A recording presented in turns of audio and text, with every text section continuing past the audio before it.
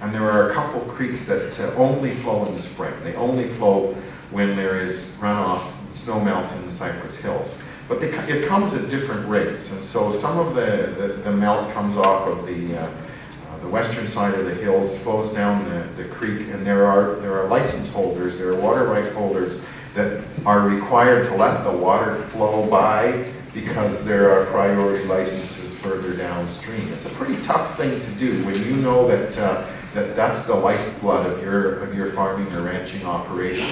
To fill your dugouts, to get some water into your hay pastures, to let that water flow by. When you know you have the right to divert that water, but you have to let that water flow by because downstream users have higher priorities. You don't know how long that water's going to last. You might let it flow by this week and then go out there next week and water's done. The snow melted and you have no water. And so we have to work with the various license holders to ensure that we manage that water.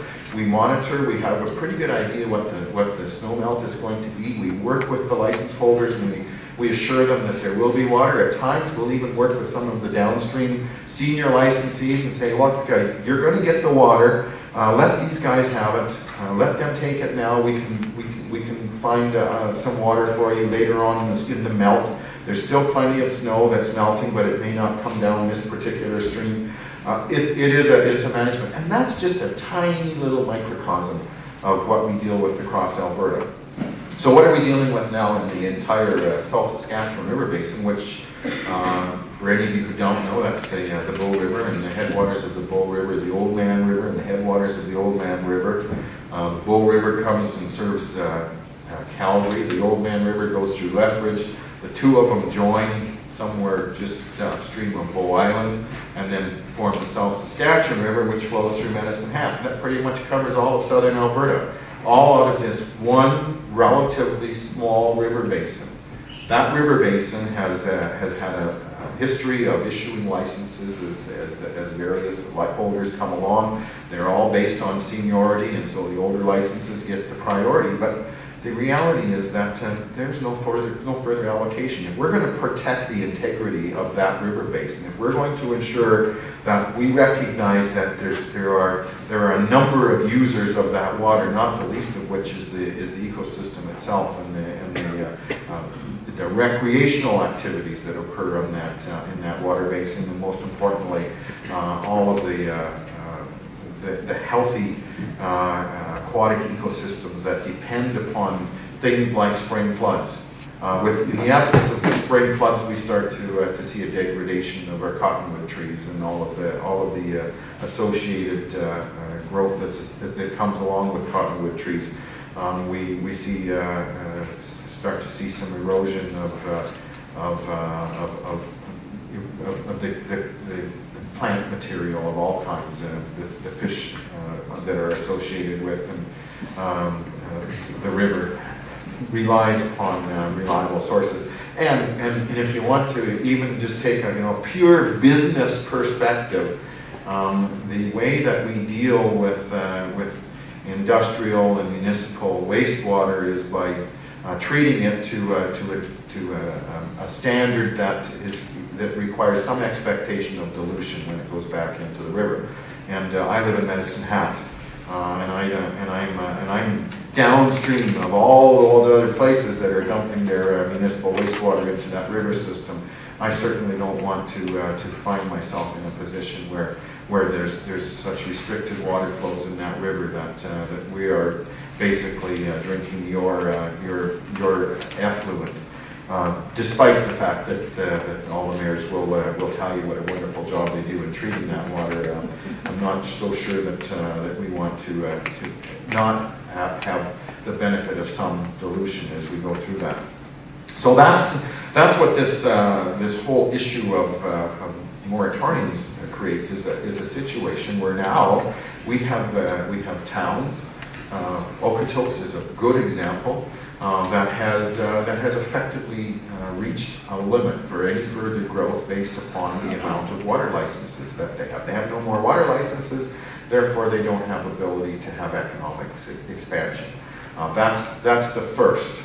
There are a number of others out there. We have developers that are looking at putting in subdivisions in the Calgary metropolitan and fringe area that have got approval from the municipalities to put these developments in place. Come to the Ministry of Environment like they have for the last 100 years and say, we'd like a water license so we can divert water, and we say there's no licenses to be had, and now all of a sudden we have no economic development. What we did a number of years ago, in fact when we passed the environmental legislation that we now operate under, is we separated the water from the land. And previously water rights were attached to the land. If you wanted to have access to water, you had to basically buy the land. What we did was separate the water from the land and allow for a transfer of the water rights exclusively of the land. So you don't have to, if you buy land that has water rights and you don't have any use for those water rights, then you don't have to take the water rights. You could either buy the land and water rights and transfer the rights to someone else, or you could say, no, you can keep the water rights. I'm not interested. I only want the land. That has worked reasonably well for the first few years. There have been relatively few transfers, and it was primarily done in the agricultural areas. We were never dealing with these transfers of water rights for anything other than agricultural purposes. And so it was basically one irrigation farmer that was trading with another irrigation farmer, someone that wants to get out of irrigation and move into something else. But with the advent of the Balzac mall that was built just north of Calgary a few years ago, this whole issue came into much more focus. And in fact, what happened at the end of the day was really what needs to happen. It's an example of what we would like to see happen, but it has certainly focused the attention of a lot of people.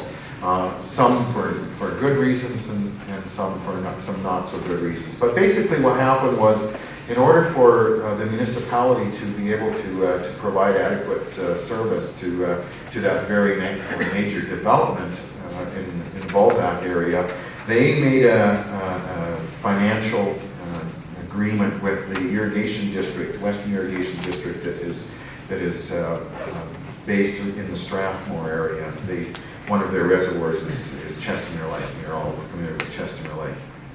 Basically, what Western Irrigation District had was a situation where they had some very antiquated infrastructure. They had a lot of surface irrigation ditches that in this day and age are old technology. There's a great deal of loss due to evaporation from trying to move water great distances. And irrigation ditches, they had